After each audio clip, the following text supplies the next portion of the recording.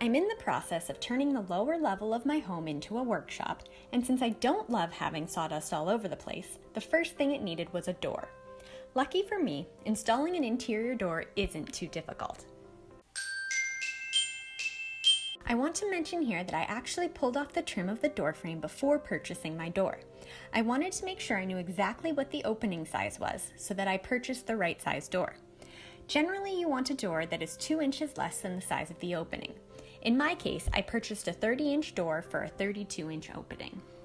I purchased an easy hang door installation kit, which made this process a breeze.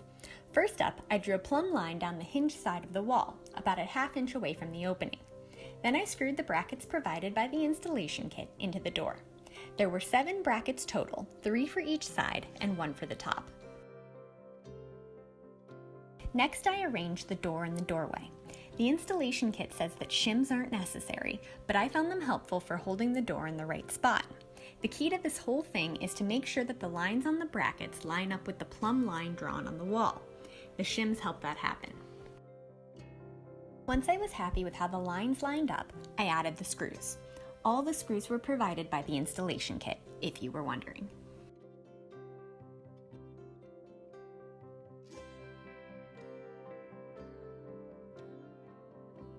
Note that the doors typically don't come with handles, meaning you have to install them yourself. The instructions are pretty clear, but basically you screw the striker plate to the door frame, then screw the latch to the door. If you're unlucky like me and there isn't a spot on the door for the latch, you might have to do some chiseling.